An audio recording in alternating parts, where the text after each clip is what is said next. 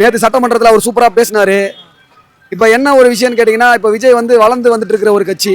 இப்போ அவர் வந்து எதுக்கு அதுக்கு ரியாக்ட் பண்ணலான்னா, அவர் சொன்னார்ல, இப்போ எங்களுக்கு பேச தெரியாமலாம் ஒன்றும் கிடையாது, நாங்கள் பேசுவோம், பேசிட்டா என்ன பண்ணுவீங்க, இவனும் பேசினா அவனும் பேசினா அடிச்சுக்கிட்டானுங்க, இவனு கொலாடி சண்டை மாதிரி அதை போட்டுருவானுங்க. ஒரு அதாவது அவர் வந்து கொஞ்சம் அதை தெரியுது, இது இப்படி தான் ரீச் ஆகுன்றது அந்த ஆளுக்கு தெரியுது. அதனால் வந்து கொஞ்சம் அமைதியாக போகிறாருன்றது தான் விஷயம் தெரியுது. விஜயகாந்த் மாரி தாப்புன்னு கத்தி பேரை கருத்துக்கு அந்த ஆள் விரும்பல. விஜயகாந்த் நல்ல மனுஷனாக இருந்தாலும் அவர் வந்து கத்தி கத்தி பேசுறதுனா நல்லா இருக்கிற விஷயத்தெல்லாம் விட்டுறாங்க. அதனால வந்துட்டு இப்போ சீமான் கூட கத்தி கத்தி தான் பேசிட்டு இருக்காரு. ஆனால் அவரை எப்படி இந்த மீடியா ப்ரொஜெக்ட் பண்ணுது? அவர் பேசுகிற நல்ல விஷயம் 3/4 மணி நேரம் பேசுவார், அதை விட்டுவானுங்க. 10 நிமிஷம் லபலபான்னு கத்துவார், அதை எடுத்து போட்டு அதனால கெட்டவன்ற மாதிரி காட்டிடுவாங்க. அது மாதிரி பேசியா விஜய் பேரை கருத்துக்கிறதுக்காக கொஞ்சம் சைலண்டாகவே அதை மூவ் பண்ணுறாரு. சினிமா கவர்ச்சின்றது என்ன கவர்ச்சி? அப்போ விஜயகாந்த் வந்தார், அவருக்கு ஏன் கவர்ச்சியில் ஓட்டு போடலை? புரியுதா? சீமானும் சினிமாலாம் டைரக்ட் சூப்பர் படம் பாஞ்சாலம் குறிச்சி, பசும் பொண்ணு, அது பெரிய பெரிய சூப்பரை விட தம்பியை விட ஒரு அரசியல் சட்டையர் படம் தேவைப்படுதா? மழை பெய்ய போதுன்னு நம்மளுக்கு தெரியுது. நீங்கள் மழை பெய்யன்னு தெரிஞ்சுக்கிட்டு கொடை எடுக்காமல் போயிட்டு நான் மழையில் நினச்சிட்டேன், மழை வந்து நம்மளை வந்து நினச்சிருச்சு, மழை மோசமானதுன்னு நீங்கள் சொல்லுவீங்க. அதோட இயற்கையான பனி வந்து மழை பெய்யுறது.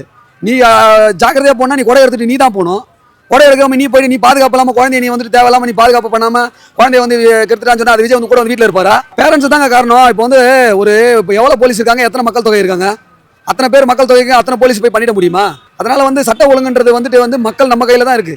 60 வருஷம் நீங்க ஆட்சி பண்ணீங்கல்ல, இப்போ விஜய் வந்து ஒரு மாசத்துல பண்ண முடியல, 60 வருஷமா நீங்க பண்ணல, நீங்க என்ன பண்ணீங்க? உங்களுக்கு இந்த பிரச்சனை எல்லாம் இருக்குன்னு தெரியல. இப்போ விஜய் மேல வைக்கிற அலிகேஷன்லாம் உங்க மேலே அந்த அலிகேஷன் இருக்கு தானே செய்யுது. இப்போ உண்மையை சொல்ல போனா உங்க ஊழல்கள்லாம் வெளியே வர ஆரம்பிச்சிருக்கு. அது ஒரு அமைச்சர் பேசுறாரு, அவர் மூஞ்சி சப்பையாகுது, அது நீட்டா இருக்குது, இதெல்லாம் வந்து அரசியல் அநாகரிகம்னு நான் சொல்ல வரேன்.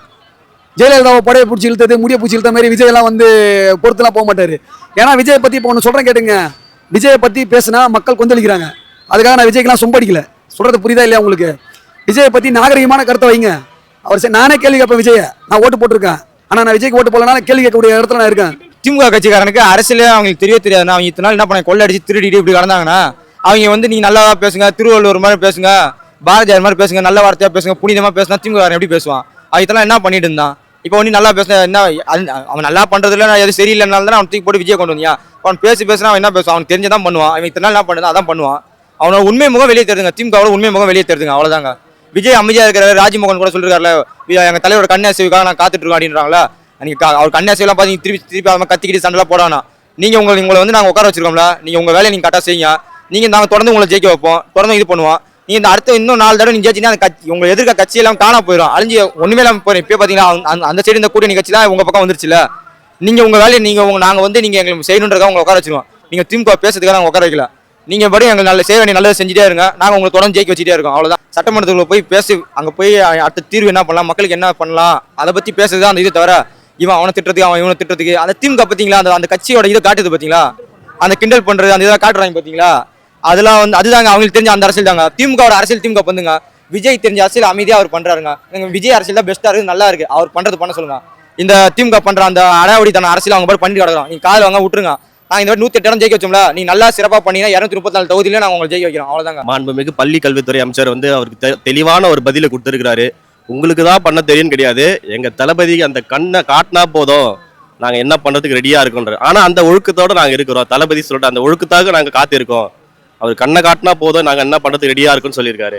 அந்த மாதிரி ஒரு நாகரிகமான அரசியலை வந்து பண்ணணும்னு விஜய் சொல்லியிருக்காரு. மற்ற டிஎம்கே மாதிரி அநாகரிகமான அரசியல் நாங்கள் பண்ண வரல, நாங்கள் மக்களுக்கு சேவை பண்ண தான் வந்திருக்கோம். இந்த மாதிரி அநாகரிகமான அரசியல் பண்ண நான் எங்கள் தலைவரை எங்களை உருவாக்கலன்னு தெளிவாக சொல்லிட்டாரு. பேசுகிறவனோட அமைதியாகிறவன புத்தி தான் ரொம்ப ஷார்ப்புன்னு சொல்லுவாங்க. அவர் உன்னிப்பாக எல்லாத்தையும் கவனிச்சுட்டு இருக்காரு. எங்கே என்ன பேசணும் போகணும் வரணும்னு அவருக்கு நல்லாவே தெரியும். அதனால வந்து நீங்கள் அமைதியாக இருக்காருன்ட்டு அவர் வந்து ஏளனமாக பார்க்கக்கூடாதுன்னு அவர் உன்னிப்பாக வாட்ச் பண்ணுறாரு. எங்கே பேசணும் எங்கே தக்க பதிலடி கொடுக்குறன்னு அவருக்கு நல்லாவே தெரியும். அவருக்கு தெரியுன்றது மக்களுக்கும் தெரியும். மக்கள் கண்டிப்பாக அவருக்கு சப்போர்ட் பண்ணுவாங்க. அதனால தான் அவர் என்ன பண்ணாலும் அவர் காத்துட்டு இருக்காங்க. நாடினுடைய ஆட்சியில் கொலை கொள்ளை அதிகமாக சொன்னார், சட்ட ஒழுங்கு சொன்னார்ல விஜய்.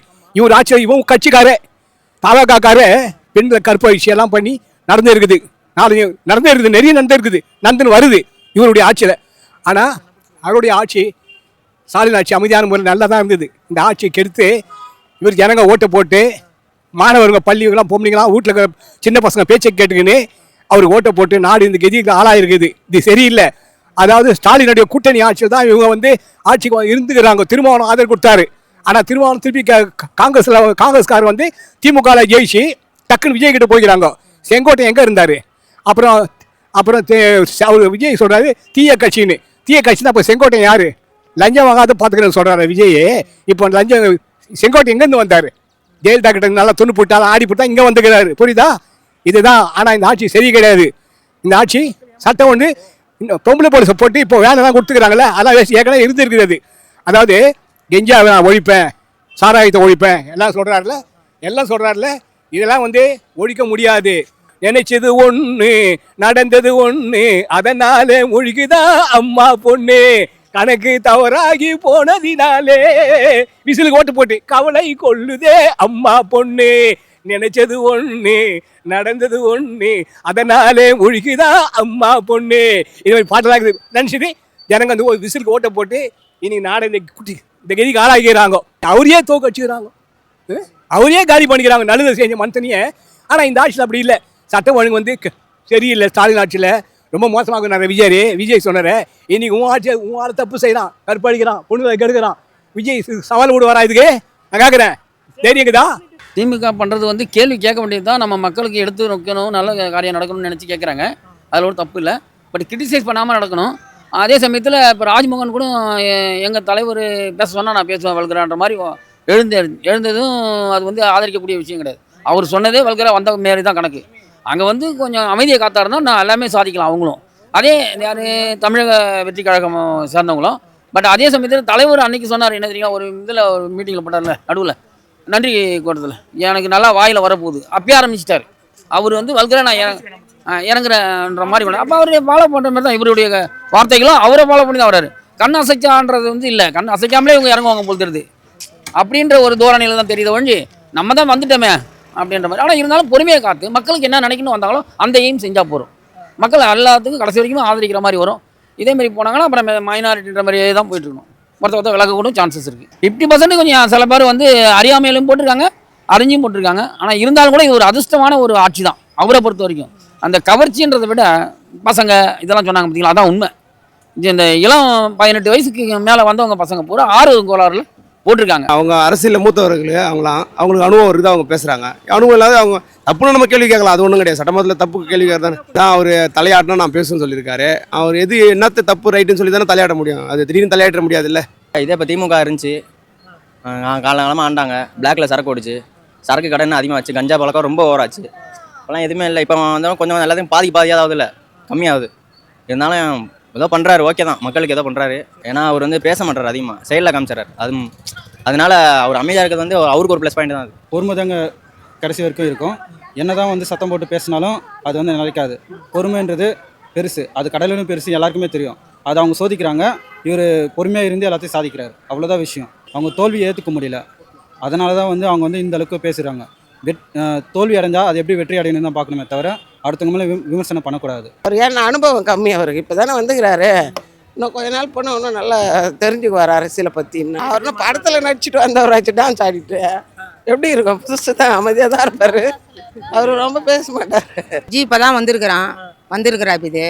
அவர் இப்போ தான் வந்திருக்கிறாரு, இருக்க தான் செய்ய முடியும். இத்தனை கோடி கடன் வாங்கணுன்னா அந்த வாங்கி வச்சுக்கிறாங்கல்ல, அந்த கடத்தவங்க கொஞ்சம் தானே கொடுத்து அடைக்கணும் சொல்லு. அதனால பொறுமையாக இப்போ தான் புதுசாக வந்திருக்கிறார் இது, பொறுமையாக கொடுத்தா போச்சு. அவங்களே வரணும்னு ஆசைப்படுறாங்க, வேற ஒன்றும் கிடையாது. யாரும் வரக்கூடாது, இவங்களே திருப்பி வரணும்னு இவங்க ஆசைப்படுறாங்க, வேற ஒன்றும் கிடையாது. அந்த பிள்ளைய குறை சொல்கிறது தான் மனசு கஷ்டமாகுது. அந்த பிள்ளைய என்ன சொல்கிறாங்க, தப்பாகவே பேசுகிறாங்கப்பா, தப்பாகவே சொல்கிறாங்க, அது மனசு கஷ்டமாகவே இருக்குது. பேசுகிறத காதலை கேட்குறோம்.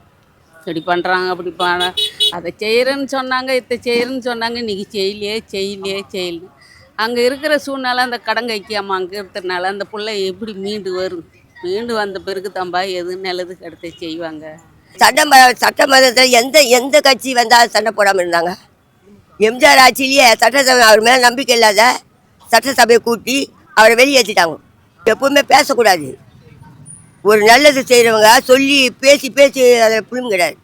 செய்யணும்னா அதை செஞ்சு காட்டணும் அப்படின்ற ஒரு குறிக்கோளில் இருந்துருக்கிறார் ரஜினி. விஜய் இவ்வளோ நாள் அவங்க ஆட்சி ஆண்டாங்க, அப்பா உள்ள ஆண்டுதுன்னு வச்சுக்கோ. இவர் 5 வருஷம் உக்காந்து மாற்றி பார்ப்போமே.